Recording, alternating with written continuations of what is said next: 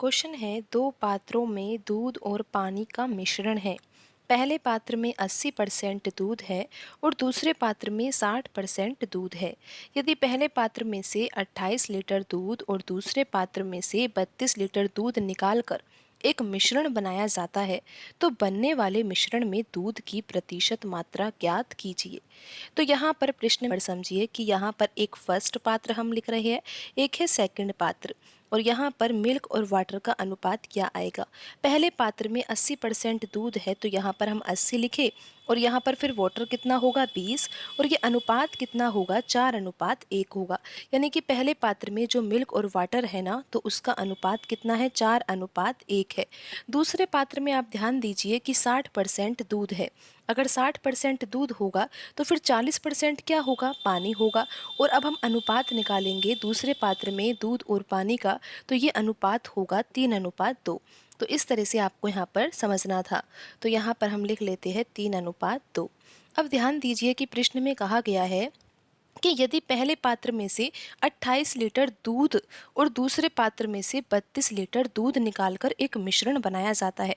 अब इसमें कहा तो ऐसा जा रहा है कि 28 लीटर दूध निकाला जा रहा है पहले पात्र में से, लेकिन जब हम 28 लीटर दूध निकाल रहे हैं ना, तो उसके साथ साथ पानी भी निकलेगा, क्योंकि जो पात्र है उसमें केवल दूध नहीं है, दूध और पानी का मिश्रण है। अगर यहाँ पर प्रश्न में कहा गया है कि 28 लीटर दूध निकाला जा रहा है, तो ऐसा तो है नहीं कि दूध और पानी के मिश्रण में से हम दूध को अलग से निकाल ले, ऐसा नहीं होगा। अगर मिश्रण में से दूध निकाला जा रहा है, तो इसका मतलब आपको यही समझना है कि उसमें से दूध भी आएगा और पानी भी आएगा। हम तो मिश्रण को बाहर निकाल रहे हैं। और कितना मिश्रण बाहर निकाल रहे हैं, पहले पात्र में से 28 लीटर मिश्रण बाहर निकाल रहे हैं। लेकिन आप इतना समझिए कि 28 लीटर मिश्रण बाहर निकाल रहे हैं, लेकिन उस मिश्रण में दूध और पानी का अनुपात क्या होगा, 4:1 होगा।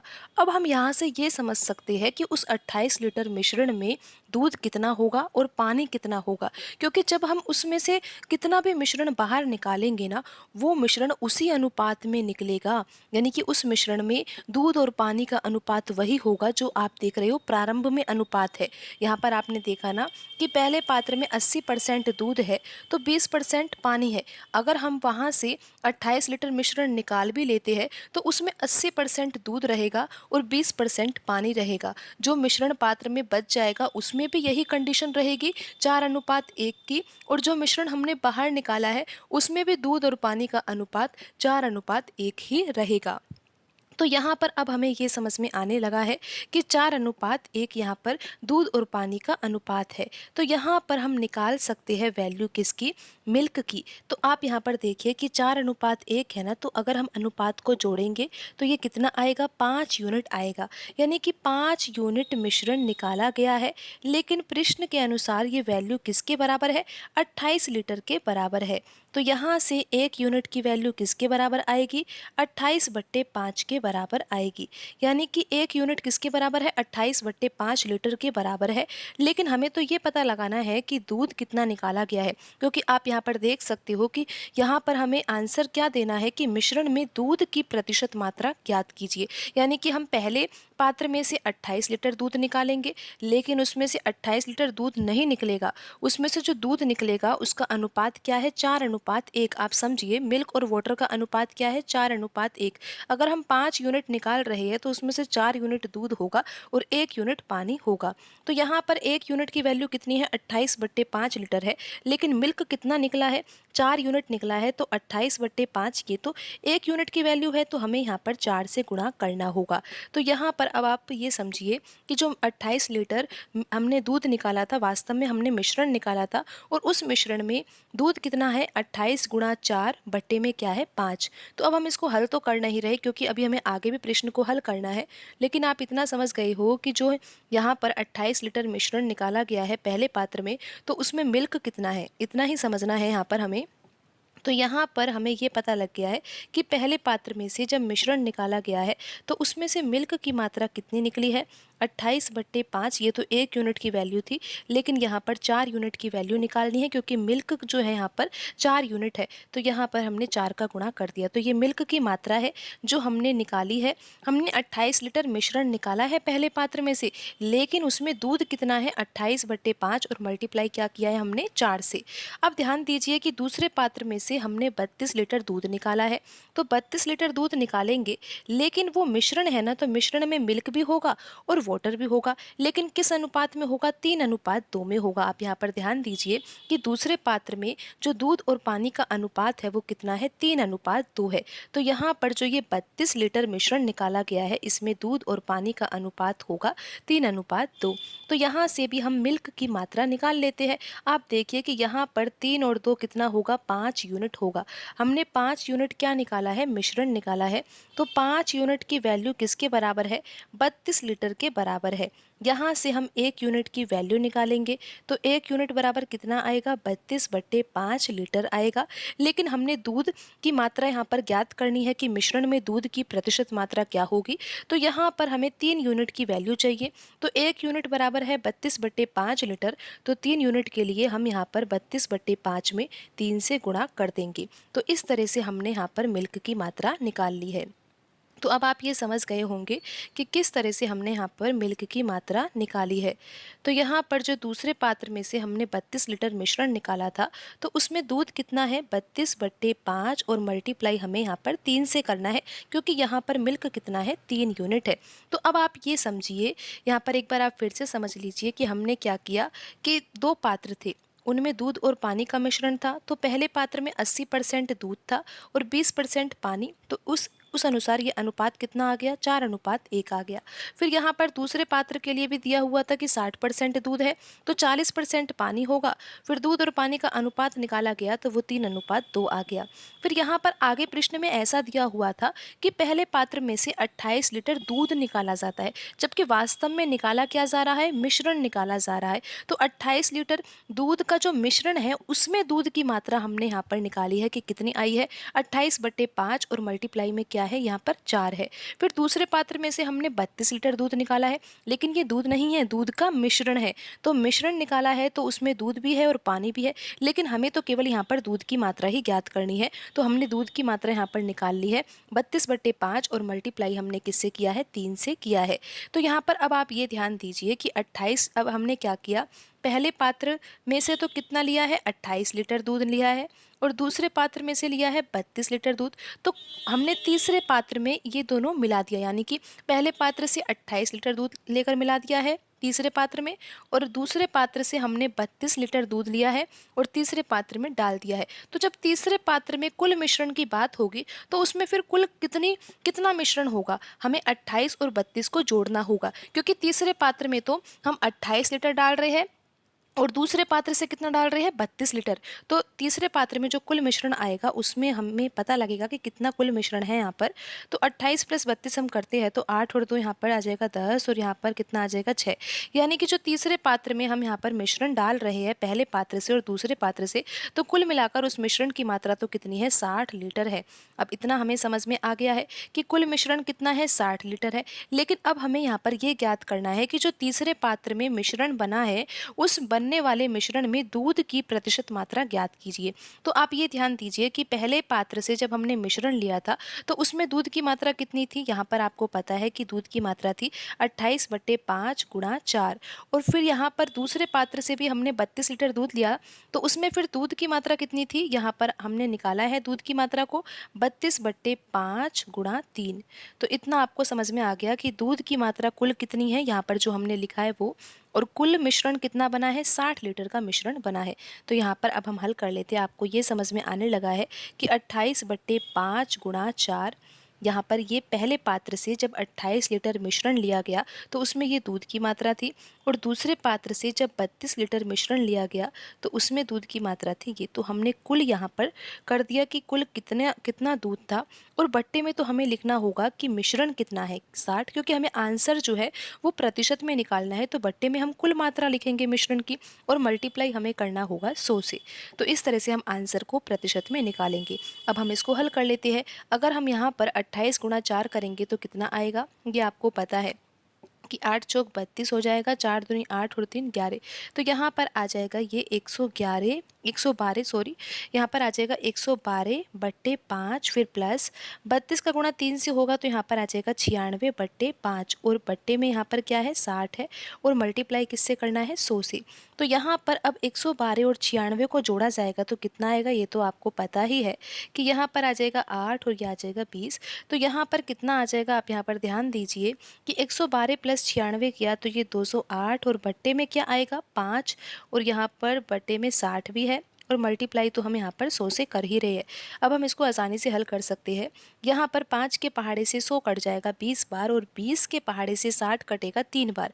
अब हमें करना क्या है, 208 में हमें 3 से भाग देना है, और यहाँ पर आंसर आ जाएगा 208 में हमें किससे भाग देना है, 3 से भाग देना है, तो 3 छिंग 18 होगा। फिर यहाँ पर बचेगा 2 और ये 8, फिर 3 27 हो जाएगा। फिर यहाँ पर आएगा 1 और ये 0, फिर यहाँ पर 3 तिया 9 और 3 तिया 9। इस तरह से यहाँ पर आंसर आएगा। आप देख सकते हो कि ऑप्शन बी में लिखा हुआ है 69.33%, तो यही सही आंसर होगा। क्वेश्चन है, कोई धनराशि 12 वर्षों में स्वयं का 7 गुना हो जाती है, इसी धनराशि का 42 वर्षों में स्वयं का कितना गुना हो जाएगा। तो यहाँ पर प्रश्न में दिया हुआ है कि कोई धनराशि जो है ना वो स्वयं का 7 गुना हो जाती है, कितने वर्षों में, 12 वर्षों में। तो यहाँ पर अब आप ऐसा समझ सकते हो कि हम किसी धनराशि को मान लेते हैं कि वह 1 यूनिट है, यानी कि मूलधन मान लेते हैं कि 1 यूनिट है। लेकिन यहाँ पर दिया हुआ है कि यही जो मूलधन है ना ये स्वयं का 7 गुना हो जाएगा। अगर मूलधन 1 है और इसका हम 7 गुना करेंगे तो फिर ये 7 ही तो होगा। तो अगर मूलधन 1 यूनिट है तो 12 वर्षों में 7 यूनिट क्या हो जाएगा, मिश्रधन हो जाएगा। इस तरह से आपको समझना है। अब आप ऐसा समझिए कि यहाँ पर 1 यूनिट मूलधन है और 7 यूनिट मिश्रधन है, तो यहाँ पर फिर ब्याज कितना होगा, ब्याज यहाँ पर 6 यूनिट है। तभी तो यहाँ पर मूलधन में 6 जुड़ जाएगा, यानी कि 1 यूनिट में 6 यूनिट जुड़ के ये मिश्रधन कितना हो जाएगा, 7 यूनिट हो जाएगा। अब हमें तो ये पता लगाना है कि इसी धनराशि का, यानी कि ये धनराशि तो 1 यूनिट ही रहेगी, लेकिन 42 वर्षों में ये स्वयं का कितना गुना हो जाएगा। तो यहाँ पर हमें ये पता लगाना है कि 42 वर्षों में ब्याज कितना मिलेगा, और उसके बाद हम ये पता लगाएंगे कि यहाँ पर यही जो धनराशि है 1 यूनिट ये स्वयं की कितनी गुनी हो जाएगी।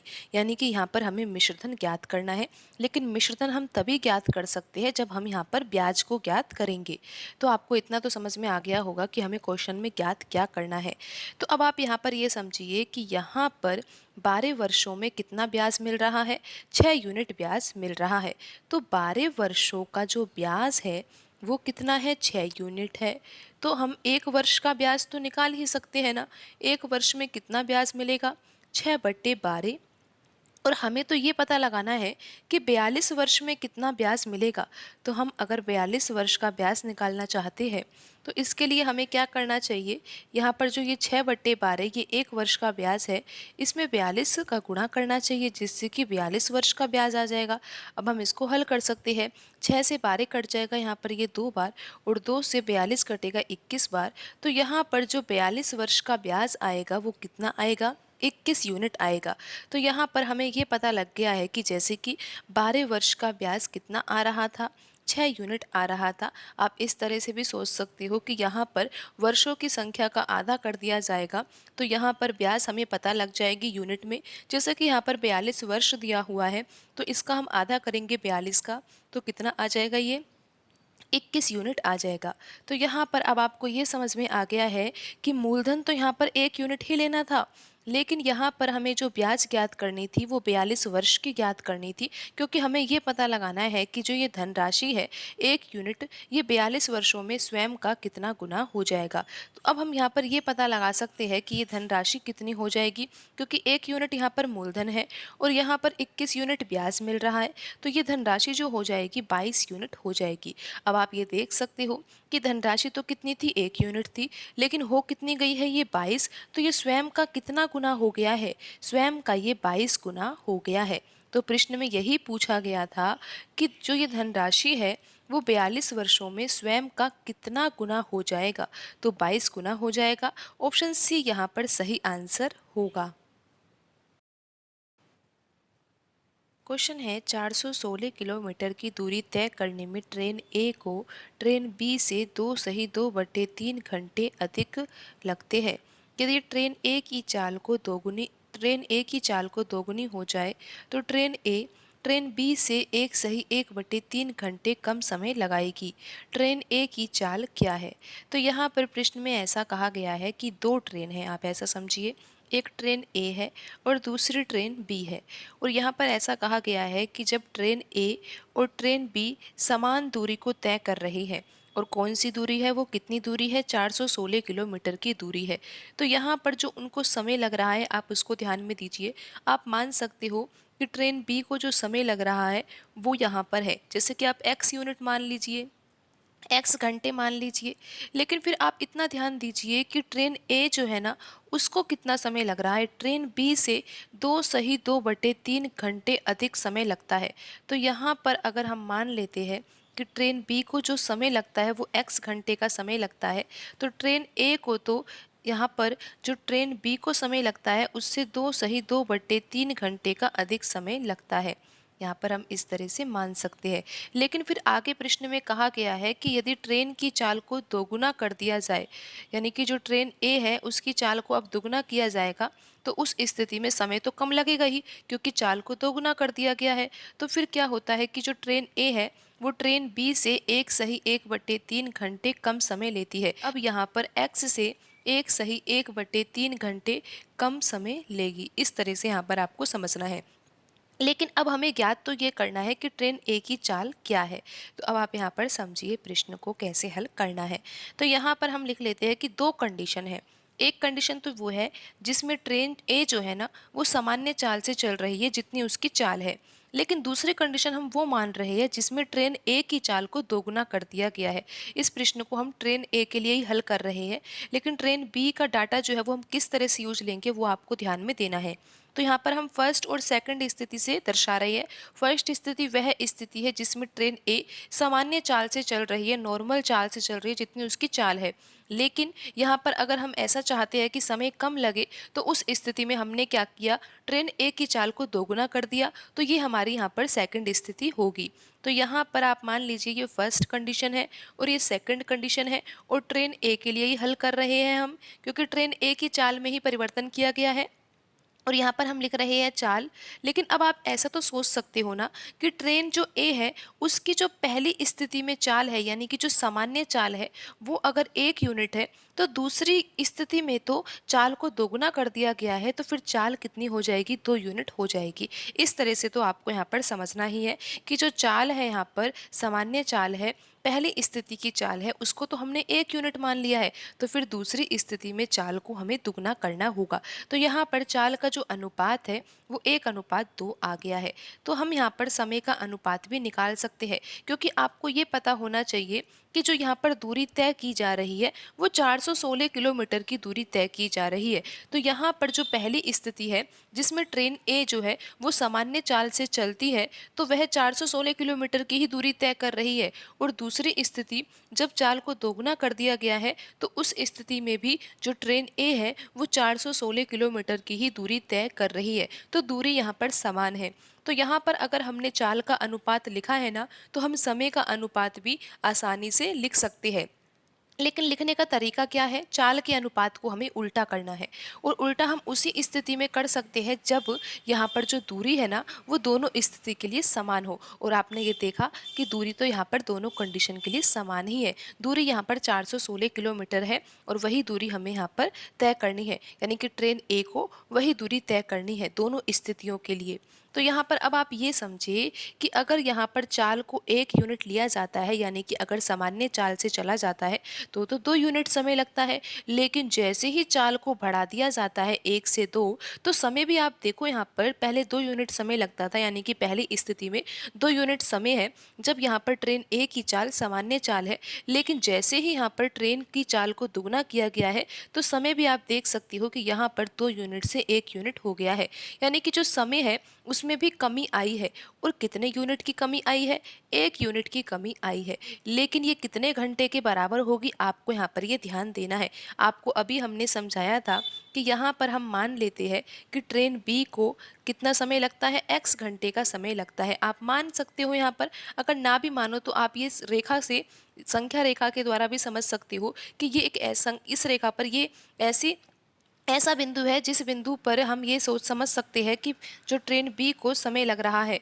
लेकिन फिर यहाँ पर तो आपने देखा कि ट्रेन ए को कितना समय लगता था जब ट्रेन ए सामान्य चाल से चलती थी। लेकिन यहाँ पर आप ऐसे समझिए, जब पहली स्थिति के अनुसार अगर ट्रेन चल रही है तो उस स्थिति में ट्रेन ए को ट्रेन बी से 2 घंटे अधिक लगते हैं। तो यहाँ पर हम मान सकते हैं, अगर अधिक लगते हैं तो हम इस ओर जाएंगे। और ये कितना समय है? 2 घंटे का समय है। तो यहाँ पर आपने ऐसा समझ लिया। फिर दूसरी स्थिति में तो ये था ना कि ट्रेन ए की चाल को दोगुना किया गया और फिर ट्रेन ए तो ट्रेन बी से 1 घंटे कम समय लेती है। तो यहाँ पर हमें पता है कि यहाँ पर जो बिंदु है, उस बिंदु पर जो समय लगता है वो ट्रेन बी के द्वारा समय लगता है। लेकिन यहाँ से भी हमें पीछे जाना होगा क्योंकि हमें कमी करनी है। और यहाँ पर हमने कितनी कमी करनी है? 1 घंटे की, क्योंकि 1 घंटे का कम समय लग रहा है। तो अब आप ये देखिए कि पहले जब ट्रेन ए चलती थी तो उसको 2 घंटे अधिक का समय लगता था। ट्रेन बी से हम तुलना कर रहे हैं। लेकिन अब आप ये देखिए कि समय में अंतर कितने का आया है, क्योंकि यहाँ पर आपने ये देखा कि दोनों स्थितियों में जो समय का अंतर है वो 1 यूनिट है और हमें तो 1 यूनिट की वैल्यू ही तो ज्ञात करनी है। तो यहाँ पर देखिए, जब ट्रेन ए की चाल को दुगना किया गया तो उस स्थिति में ट्रेन ए के द्वारा आपने देखा कि कितना कम समय लगा। 2 घंटे जो पहले अधिक लग रहे थे उस घंटे को तो पार किया ही, साथ में यहाँ पर कम समय भी लगा है। और कितना कम समय लगा है? 1 घंटे का कम समय लगा है। यानी कि जो ट्रेन ए है उसको कितना कम समय लगा है, आप यहाँ पर देख सकते हो कि यहाँ पर 2 घंटे पहले अधिक समय लग रहा था, ये तो लगा ही नहीं है बिल्कुल भी। और आप यहाँ पर ये भी देख सकते हो कि 1 घंटे भी यहाँ पर कम समय लगा है ट्रेन बी से। तो तुलना तो हम बी से ही कर रहे हैं, लेकिन समय में हमने अंतर देखा है कि चाल को दोगुना करने पर समय में कितना अंतर आ गया है। जो कि पहले अधिक समय लग रहा था, समय अधिक तो लगा ही नहीं है, उसकी तुलना में और भी कम समय लगा है। यानी कि बिल्कुल अंतर आ चुका है यहाँ पर। और कितना अंतर आ चुका है आप यहाँ पर देख सकते हो, 2 घंटे का तो अंतर आया ही है, साथ में 1 का भी अंतर आया है।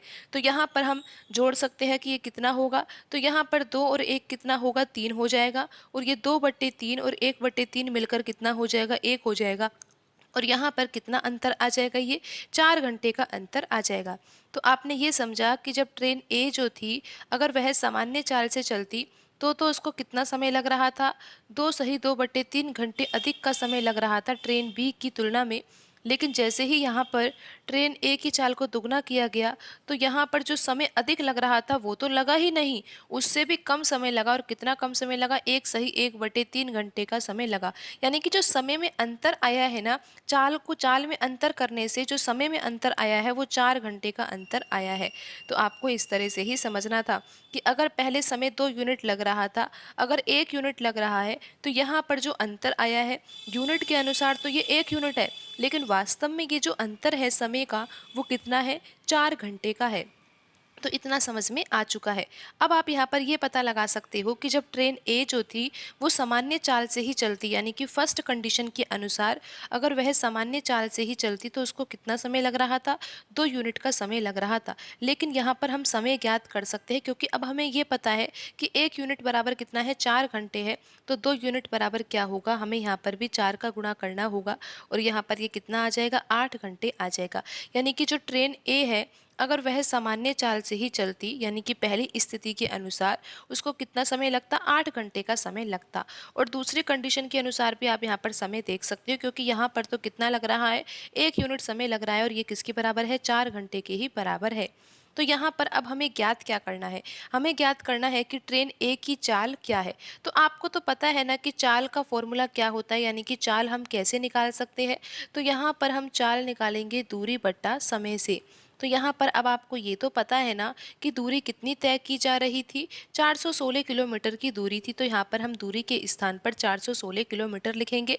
लेकिन अब आपको ये भी पता लग गया है कि समय कितना लग रहा था, क्योंकि आपको ये बता दिया गया है कि जब ट्रेन ए जो है वो सामान्य चाल से ही चलती तो उस स्थिति में कितना समय लगता, 8 घंटे का समय लगता। क्योंकि आपने देखा कि 2 यूनिट का समय लग रहा है और 1 यूनिट की वैल्यू 4 घंटे के बराबर आई है, तो 2 यूनिट यानी कि 8 घंटे होगा। तो समय कितना लग रहा है, 8 घंटे का समय लग रहा है। और अब हम इसको हल करते हैं तो यहाँ पर हमें ये पता लग जाएगा कि ट्रेन ए की चाल कितनी है। तो यहाँ पर हल करने पर आएगा 52 और यहाँ पर जो मात्रक आएगा वो आएगा किलोमीटर प्रति घंटा। तो ट्रेन ए की चाल प्रश्न में पूछी गई थी और वो कितनी आई है, 52 किलोमीटर प्रति घंटा। आप देख सकते हो कि ऑप्शन ए यहाँ पर सही आंसर होगा। क्वेश्चन है, एक स्कूल बैग और एक जोड़ी जूते की जो कीमत का अनुपात है वो कितना है, 11:9 के अनुपात में है। एक स्कूल बैग की कीमत एक जोड़ी जूते की कीमत से 450 रुपये अधिक है। एक जोड़ी जूते की कीमत क्या है। तो यहाँ पर जो ये अनुपात दिया हुआ है, ये कीमत के बीच में अनुपात दिया हुआ है, लेकिन किस किस वस्तु की कीमत के बीच का ये अनुपात है ये आपको समझ में आ गया होगा। यहाँ पर दिया हुआ है स्कूल बैग और एक जोड़ी जूते। तो यहाँ पर हम लिख सकते हैं बैग और यहाँ पर जो ये शूज़, कीमत के बीच में अनुपात कितना है, 11:9 है। अब आप यहाँ पर ये देख सकते हो कि किसकी कीमत ज़्यादा है। अनुपात से तो यही समझ में आ रहा है कि जो बैग है ना उसकी कीमत ज़्यादा है एक जोड़ी जूते से। लेकिन ये कितनी ज़्यादा है, अगर अनुपात से देखोगे तो यहाँ पर ये वैल्यू, यहाँ पर जो ये आएगा ये कितनी ज़्यादा है, 2 यूनिट ज़्यादा है। लेकिन प्रश्न के अनुसार जो ये वैल्यू है ना, ये 2 यूनिट की किसके बराबर दी हुई है, आपको यहाँ पर ध्यान देना है कि एक स्कूल बैग की जो कीमत है ना वो एक जोड़ी जूते की कीमत से 450 रुपये अधिक है। और यहाँ पर हमने देखा कि 2 यूनिट अधिक है, लेकिन वास्तव में ये वैल्यू किसके बराबर है, 450 रुपये के बराबर है। तो यहाँ से हम 1 यूनिट की वैल्यू ज्ञात कर सकते हैं। 1 यूनिट बराबर आ जाएगा यहाँ पर 225 रुपये के बराबर। प्रश्न में ज्ञात करना है कि एक जोड़ी जूते की कीमत क्या है। तो ये तो आपको पता है कि एक जोड़ी जूते की कीमत हम कैसे निकालेंगे। यहाँ पर आप अनुपात से देखोगे तो ये कीमत कितनी है, 9 यूनिट है। लेकिन हमें 9 यूनिट की वैल्यू निकालनी होगी। तो आप यहाँ पर देख सकती हो कि 1 यूनिट बराबर किसके है, 225 रुपये के है और 9 यूनिट की वैल्यू निकालनी है। तो 225 में हम 9 से गुणा कर देंगे। तो यहाँ पर हम देखते हैं कि आंसर कितना आएगा, 9×5 = 45 होगा। 9×2 = 18, 18 में 4 जोड़ा जाएगा तो यहाँ पर आ जाएगा 22 और ये 9×2 = 18, 18 में 2 जोड़ा जाएगा तो यहाँ पर आ जाएगा ये 2025 रुपये। तो प्रश्न में पूछा गया था कि एक जोड़ी जूते की कीमत क्या है, तो आंसर आया है 2025 रुपये। ऑप्शन बी यहाँ पर सही आंसर होगा। क्वेश्चन है, राम किसी कार्य को 20 दिनों में पूरा कर सकता है और श्याम इस कार्य को 25 दिनों में पूरा कर सकता है। यदि वह एक साथ काम शुरू करते हैं लेकिन जो श्याम है वो 5 दिनों के बाद काम को छोड़ देता है, कुल कार्य कितने दिनों में समाप्त होगा। तो यहाँ पर दो व्यक्ति है, राम है और श्याम है। तो राम को किसी कार्य को करने में कितना समय लगता है, 20 दिन का समय लगता है और श्याम को इसी कार्य को पूरा करने में 25 दिन का समय लगता है। तो यहाँ पर हम सबसे पहले तो कुल कार्य मान लेते हैं कि कुल कार्य कितना है। तो कुल कार्य हम कितना माने जिससे कि प्रश्न आसानी से हल हो जाए। तो यहाँ पर है 20 और ये है 25, ये है दिनों की संख्या जिसमें कार्य को पूरा किया जा रहा है। तो इन दिनों की संख्या का अगर हम लैसे लेंगे यानी कि 20 और 25 का लैसे लेंगे तो लैसे कितना आ जाएगा, 100 आ जाएगा। तो यहाँ पर हम मान लेते हैं कि जो 100 यूनिट है वो कुल कार्य है। टोटल वर्क कितना है, 100 यूनिट है।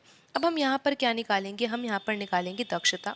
लेकिन दक्षता क्यों निकालेंगे, क्योंकि दक्षता से हमें ये पता लग जाता है कि कोई व्यक्ति जो है वो एक दिन में कितना कार्य कर सकता है।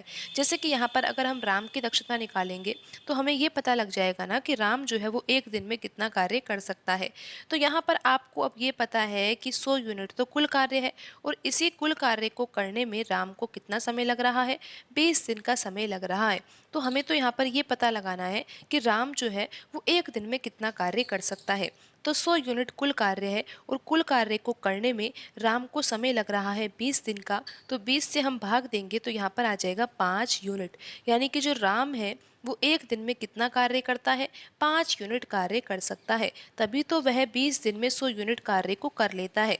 तो यहाँ पर राम की जो दक्षता है वो क्या होगी, 5 यूनिट प्रतिदिन। यानी कि एक दिन में 5 यूनिट कार्य कर सकता है। इसी प्रकार हम श्याम की दक्षता भी निकाल सकते हैं।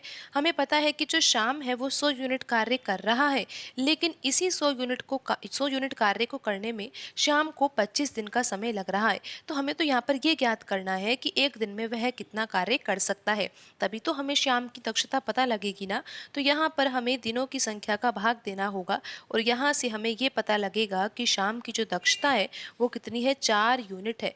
यानी कि जो श्याम की दक्षता कितनी है, 4 यूनिट प्रतिदिन है। शाम जो है वो एक दिन में 4 यूनिट कार्य कर सकता है, जबकि राम जो है वो एक दिन में 5 यूनिट कार्य कर सकता है। तो अब आगे हम प्रश्न को समझते हैं कि प्रश्न में क्या पूछा गया है। अब आगे दिया हुआ है कि यदि वह एक साथ काम को शुरू करते हैं, राम और श्याम दोनों मिलकर इसी 100 यूनिट कार्य को करेंगे और एक साथ करेंगे, लेकिन फिर होता क्या है कि जो श्याम है वो तो 5 दिनों के बाद काम छोड़ देता है। यानी कि राम और श्याम ने 5 दिन तक साथ में कार्य किया और फिर 5 दिन बाद श्याम ने उस कार्य को छोड़ दिया। फिर क्या हुआ, शेष कार्य किसने किया होगा, राम ने ही किया होगा, क्योंकि राम ने तो कार्य छोड़ा ही नहीं है ना, और कार्य को तो पूरा करना है। श्याम ने तो राम के साथ 5 दिन कार्य किया और श्याम कार्य को छोड़कर चला गया, लेकिन शेष कार्य को पूरा किया जाएगा और उस कार्य को पूरा कौन करेगा, जो काम को छोड़कर नहीं गया है। तो राम इस कार्य को फिर पूरा करेगा। लेकिन प्रश्न में केवल ये पूछा गया है कि कुल कार्य कितने दिनों में समाप्त होगा। तो हमें ये पता लगाना है कि जो कार्य है उसको पूरा तो हमें करवाना है। चाहे श्याम कार्य को छोड़कर चला गया है, लेकिन राम उस कार्य को पूरा करेगा। फिर हमें ये पता लगाना है कि कुल कार्य जो था वो कितने दिनों में पूरा हुआ। तो पहले तो हम ये पता लगाते हैं कि जब राम और श्याम मिलकर 5 दिन तक कार्य करते हैं तो कितना कार्य वे समाप्त कर लेते हैं। फिर उसके बाद देखेंगे कि जो कार्य शेष बचा है वो राम कितने दिन में कर पाएगा। तो यहाँ पर हमें ये तो पता है कि जो राम है वो तो एक दिन में 5 यूनिट कार्य करता है और जो श्याम है वो एक दिन में 4 यूनिट कार्य करता है। तो इनकी अगर हम क्षमता को जोड़ेंगे तो कितना आ जाएगा, ये 9 यूनिट आ जाएगा। अगर राम और श्याम कार्य करेंगे तो फिर एक दिन में तो ये 9 यूनिट कार्य कर ही लेंगे, क्योंकि राम करेगा 5 यूनिट कार्य एक दिन में और श्याम करेगा 4 यूनिट कार्य एक दिन में। तो अगर एक दिन में ये दोनों मिलकर ही कार्य कर रहे हैं तो कार्य तो 9 यूनिट हो ही जाएगा। तो 5 दिन तक इन्होंने कार्य साथ में किया है, तो 5 दिन में फिर इन्होंने कितना कार्य कर लिया होगा। जब एक दिन में ये 9 यूनिट कार्य कर सकते हैं तो फिर 5 दिन में तो ये 45 यूनिट कार्य कर ही लेंगे। तो 5 दिन में इन्होंने 45 यूनिट कार्य कर लिया है, लेकिन कार्य करना कितना है ये भी तो आपको पता होना चाहिए कि कार्य तो 100 यूनिट करना है और 45 यूनिट कार्य इन्होंने मिलकर कर ही लिया है। तो अब शेष कार्य कितना बचा है, 100 यूनिट में से 45 यूनिट घटाएंगे तो अब शेष कार्य जो बचा है वो 55 यूनिट बचा है। लेकिन इस शेष कार्य को भी पूरा करना है, और करेगा कौन, यहाँ पर जो कार्य को छोड़कर नहीं गया वही तो कार्य को पूरा करेगा। यानी कि जो राम है वो शेष कार्य को पूरा करेगा। तो 55 यूनिट कार्य है और राम एक दिन में 5 यूनिट कार्य तो कर ही लेता है। तो राम को इस शेष कार्य को पूरा करने में कितना समय लगेगा, 55 में हम 5 से भाग देंगे। 55 यूनिट तो कार्य शेष बचा है, लेकिन जो राम है वो एक दिन में 5 यूनिट कार्य करता है। तो यहाँ पर जो दिनों की संख्या आएगी वो कितनी आएगी, 11 दिन आएगी।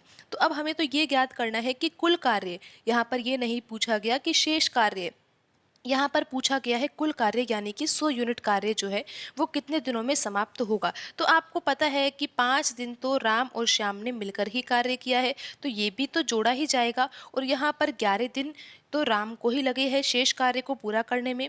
तो कुल कितना समय लगा है, 11 में अगर 5 जोड़ेंगे तो कुल मिलाकर जो यहाँ पर दिन आएंगे वो कितने आ जाएंगे, 16 दिन आ जाएंगे। यानी कि जो कुल कार्य है उसको पूरा करने में कितना समय लगा है, 16 दिन का समय लगा है। ऑप्शन सी यहाँ पर सही आंसर होगा।